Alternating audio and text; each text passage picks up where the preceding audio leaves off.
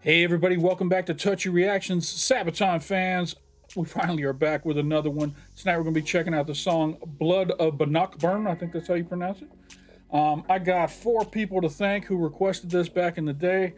Kim Erkland, King Brunswick, Peter Redactyl, and David Ambry. So shout out to you all. We've got three videos we're going to be watching tonight. We're going to start with the official lyric video from the Sabaton channel. Then we're going to watch the Sabaton History Lesson with Indy.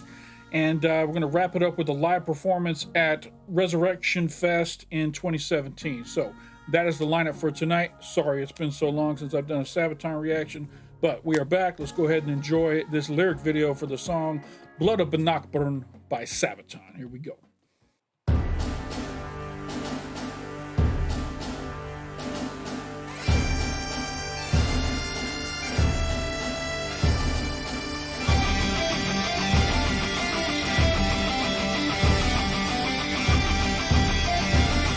Got a little bagpipes in this one. That's nice. Makes me think this is going to be a story about the Scottish, maybe? I don't know.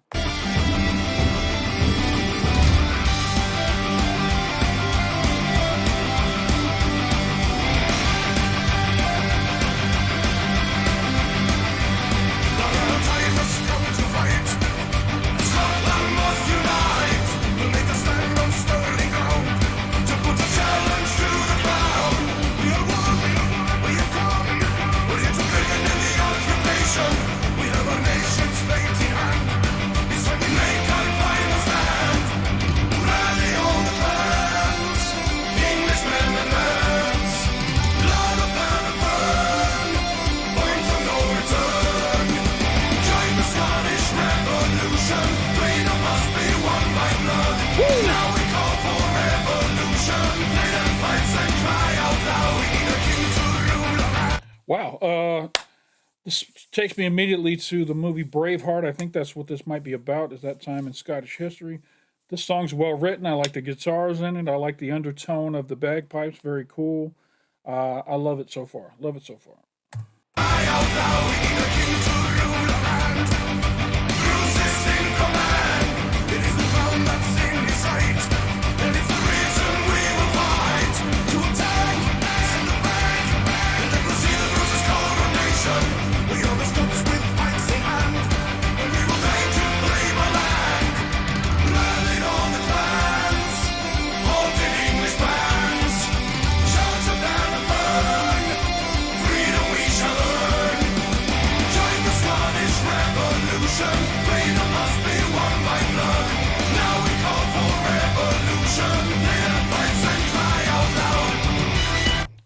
I'm gonna go back to the guitar solo.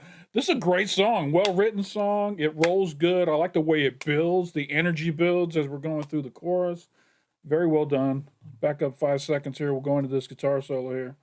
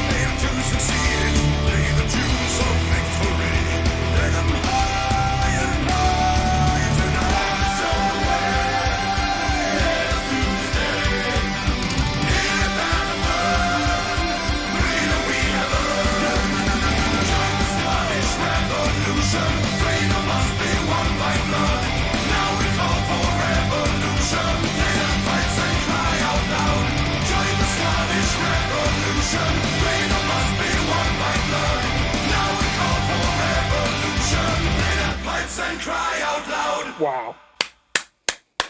You know, I've given Sabaton crap in the past about some of their older songs not being written in a, you know, in a good way kind of thing. This is a great Sabaton song right here. This is probably a top 10 Sabaton song for me. I don't want to be a prisoner of the moment. I've just heard it for the first time, but it's well written. The energy builds on it. The music is great. I have no notes. I love it. Looking forward to hearing the history behind this song. Like I said, I heard Wallace mentioned in there during during one of the verses. So I'm pretty sure this is around the time that the Braveheart movie kind of was depicting. Let's go ahead and jump into this Sabaton History, episode number 2. Wow, we're going way back to the beginning. The War of Scottish Independence, Blood of Bannockburn by Sabaton. Here we go. I'm Indy Nidell. And I'm Joachim from Sabaton, and this is Sabaton History. The song Blood of Bannockburn is about the battle of the same name and Robert the Bruce, the man who led the Scots to victory there.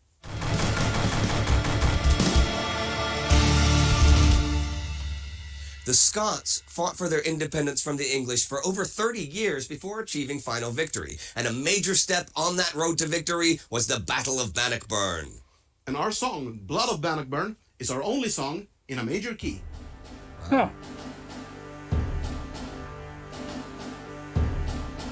Joachim is going to tell you a bit about the song itself, but first, I'm going to tell you the history. Now, the Scottish defeat in the Battle of Falkirk in 1289 at the hands of the English had seemingly destroyed the Scottish independence movement once and for all. William Wallace, the guy from Braveheart, had abandoned his title as the Guardian of Scotland, embittered by the Scottish nobles who had betrayed him during the battle. On the run, he was again betrayed and handed over to the English, who emasculated, strangled, and quartered him in 1305. The Scottish earls surrendered and swore their fealty to Edward I of England, the one they called Longshanks. But there was still a strong anti-English feeling throughout the country, with nobles still plotting an insurgency. I'm embarrassed to say, up until right at this moment, I had no idea how the Wallace story ended. The fact that he was so brutally killed is just sad. You know what I mean? You finished the movie Braveheart with such a good feeling about the revolution, and to find out that that's how was his fate hit me a little bit there. All right. Such a noble was Robert Bruce, also known as the Bruce. He was the former Earl of Carrick and the 7th Lord of Annandale, and had a strong claim to the Scottish throne, but also many enemies among his fellow Scots. In 1306, Bruce made his move and secured the throne, and once crowned King of Scotland, rallied the Scottish earls for war with England. With high hopes, he led his forces into the field and got his army wrecked during the Battle of Methven. In fact, Bruce barely escaped with a small band of loyal followers, his army gone, his lands confiscated and distributed amongst his Scottish enemies. Even his wife, sisters, and daughters were captured and imprisoned, his brother tortured and executed. But from his darkest hour emerged one of the greatest comebacks in history.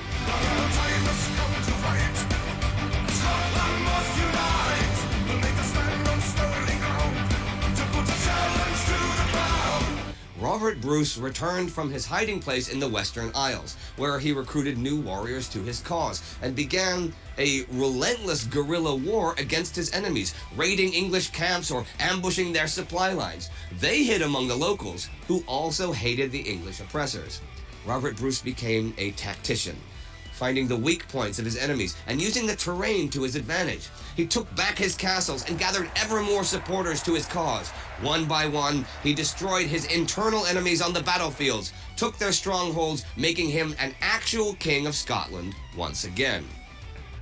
Embarrassed to say I'd never heard of Robert Bruce. Wow. My education system is from America, so we don't really focus on anything but ourselves because we're such, what do you call it? Arrogant pricks. Our history is the only history that matters, and if we weren't involved in it, then apologies for my poor education and not knowing who Mr. Bruce was. Of course, this war did not escape the attention of the English throne. Now, Longshanks had died by this time, and his son Edward II was king.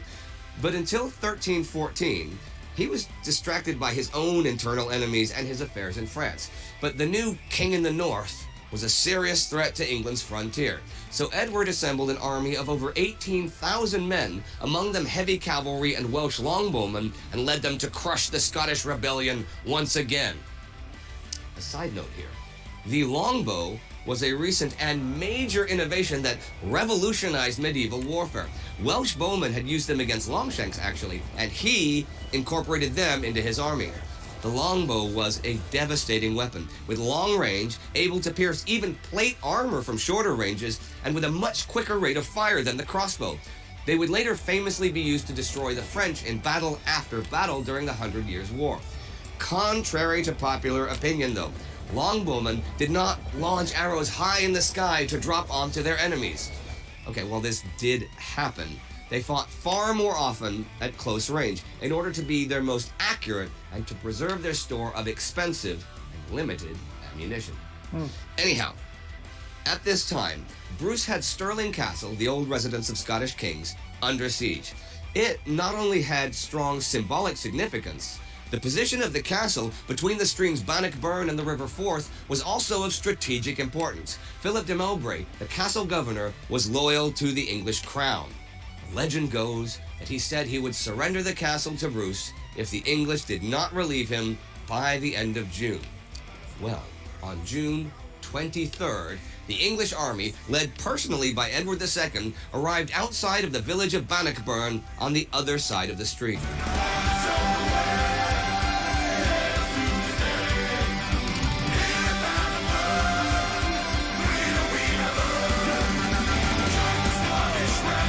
So what did they do? Just sit there and wait until that deadline came? They weren't actually fighting. They just kind of surrounded the castle and were like looking at the clock kind of thing, hoping that the time would run out and English wouldn't show up. Is that how it, or were they actually fighting?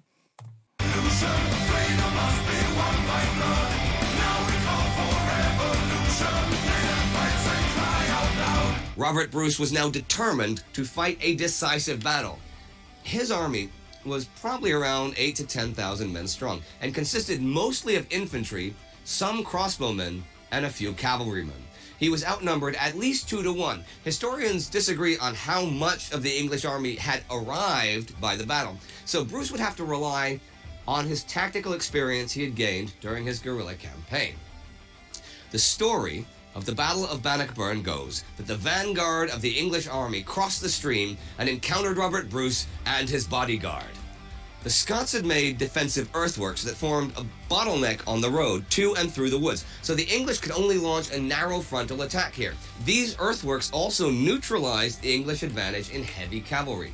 The English nobleman Henry de Bohun, whose father was joint commander of the vanguard, spotted the Bruce and charged him with a lance. Shout out to Indy for throwing in the Scottish accent. Yeah, always whenever you're outnumbered in war, you want to funnel your enemy into a tight space so that you can reduce their advantage of having numbers. That's like the Gates, the 300 fighting in the Hell's Gates or whatever it was called. That's exactly what their tactic was. Take that large army, squeeze it down into a narrow fighting space, and all that numbers advantage goes down drastically. Bruce turned at the last moment and won the duel with his superior battle axe in the face tactic. Too right.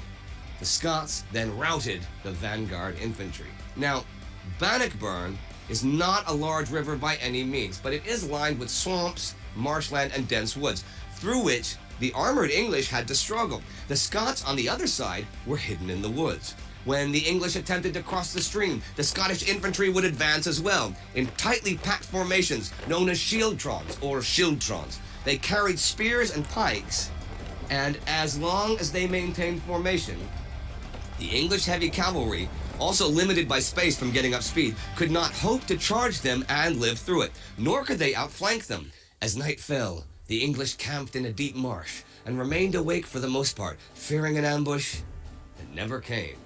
The following day, June the 24th, Edward II drove the rest of his army across the stream. Bruce moved his whole force out of the woods in 3 formations. The English now realized that the field was too small for them to fully deploy, so the archers, who would normally have been on the flanks, were now placed in the front rank. They opened fire as the Scottish advanced. Bruce ordered his cavalry to charge them, which prompted Edward to order a countercharge with his own cavalry. Shout out to Sabaton History for doing such a great job with these visuals. This was only their second Sabaton History lesson, and they were already bringing out the heat with regards to these graphics. This is so well depicted. I can tell who's where, which units are doing what. So well done. Shout out to the boys over at Sabaton History. Which blocked any possible storm of arrows. The Scottish formations did not break, and the English charge went horribly wrong. The Scots infantry advanced, pushing their enemy back into the steep-banked ditch of the Bannockburn, where the English soldiers were trapped by the weight of their armor and slaughtered. So yeah, this obviously didn't take place during William Wallace's time. This was after that. I stand corrected there. I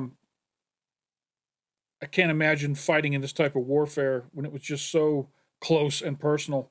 Nowadays, everything is from a distance. There's almost no upfront, face-to-face fighting in the wars anymore.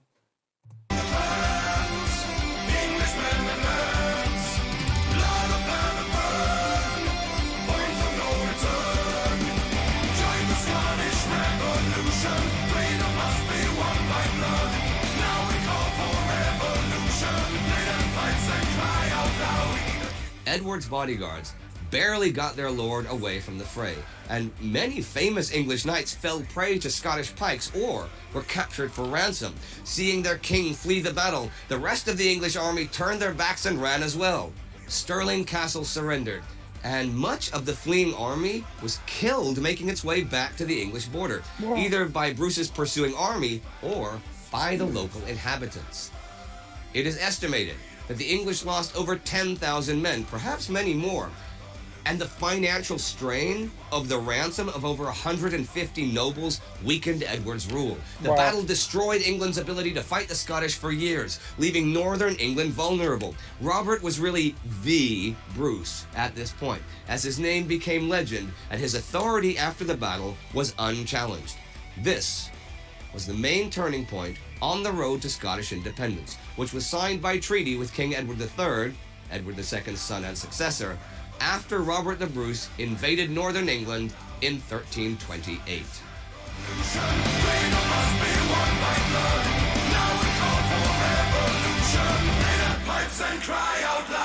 Well, not only does this song feature bagpipe, but we also got some Hammond organ in this one. And it was, in fact, you that played the organ on this. Yes, it was. Actually, I came into the band as an organ player, and Oh my gosh, is this pre-Mohawk Joachim right here? Wow. Oh, that almost looks like Empu from Nightwish back there. started in music as an organ player. Yeah, I bet a lot of people don't actually know that that's what you did when you first joined Sabaton. Yeah, I was writing songs and they told me, can't you sing until we find a singer? The lazy bastards, well, here I am. So were you like singing on demos and they'd and we'd send these around and somebody could maybe, take over? Yeah, actually, that's what happened. They, the lazy bastards, as I call them, and I will refer to them as that for this one, they actually told me, one day, we're going to record a demo. And I went, well, we don't have a singer. And they said, well, we'll use the demo to find a singer. And that actually made sense. And so you were just doing like a placeholder vocals. Yeah, okay, it sounded like shit. Now, do we get to hear it one day? I hope not. I certainly hope not. Okay, so that means I'm probably not cutting to it right now. No, please don't. Okay, not cutting to it right now. But that's really interesting. And I play keyboards as well and stuff. Yes. We both played with different Swedish bands and different touring around Sweden. It's been a lot of fun. We were touring it. Basically, we started touring Sweden at the same time. Yeah, we did. you guys started playing in the 99 or what? Yeah. And the first Swedish bands I started really touring around Sweden with was also in 99 and 2000. Oh, yeah. Now, back to the song, though, because this is about Blood of Bannockburn. One thing about this song is you can't help but feel it's sort of an inspirational song, when you... Yeah, I mean, it is in a major key, as I said, and it's such a good vibe live. Seriously. I mean, it was kind of popular on the album, but live, that song really comes to life in a way. People are happy, and especially playing this one in Scotland. Yeah, that is a blast. We've done that in Scottish war paint and everything, and kilts. Oh, okay, cool. Okay, do we have a photo? Maybe we do, actually. Boom! Oh, nice. All right, there we go.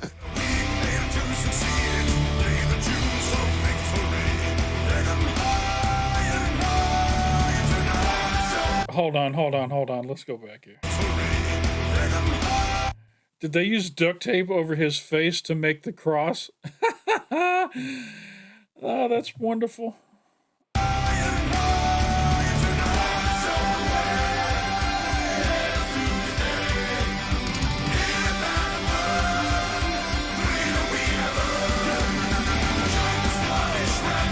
Revolution.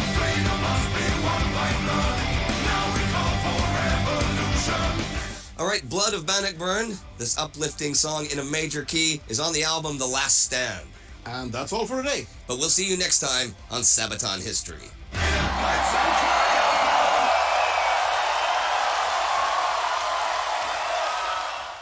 All right, soldiers, you know the drill. You subscribe to the YouTube channels. It's Sabaton History, regular Sabaton channel, World War II, and Time Ghost. You click that playlist, find more cool videos, and then you support us on Patreon. That's what makes this shit happen, okay? Now on the ground, and give me 20! As always, please support Sabaton on Patreon and buy tickets to their concerts, buy their albums, all that good stuff, so they can keep making this great music for us. All right. Let's go ahead and check out this live performance. This is at Resurrection Fest in 2017. I could not find that video from back in 2012 where they were all dressed as Scottish warriors. I wish I could, but it didn't come up when I searched for live versions of this song. So we're going to go ahead and watch this Resurrection Fest video. And if there's words on the screen, I apologize. It just means that this Resurrection Fest owner blocked the video and I couldn't show it. So apologies if there does end up being words on the screen. All right, here we go. This is Blood of Bannockburn by Sabaton live at Resurrection Fest. Here we go.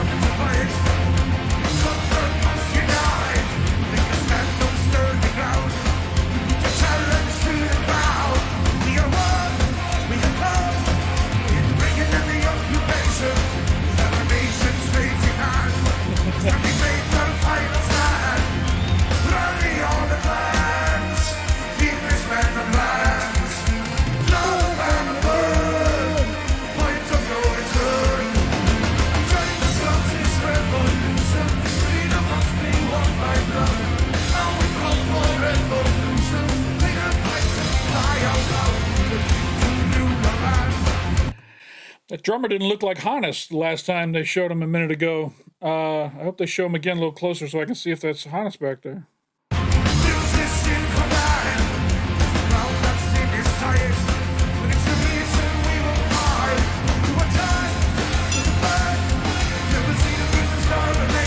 Doesn't help that his face is all, or his hair is all over his face.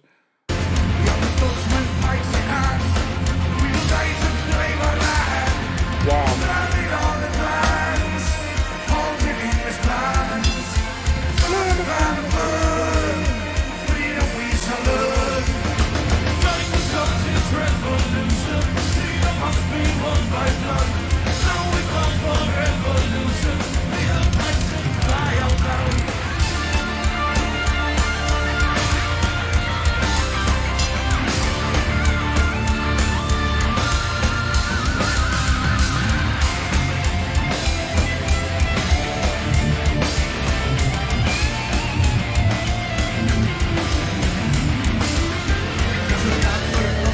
I love that Chris and Tommy share the guitar solos.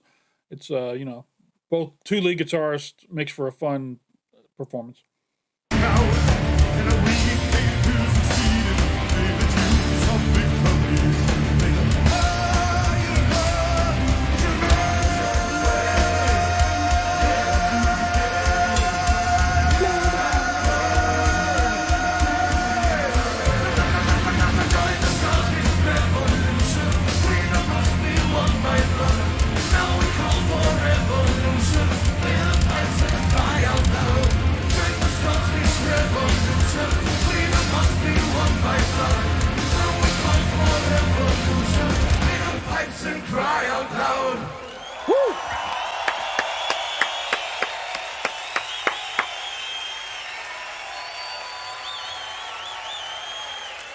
All right, I can't watch the entire concert. I wish I could.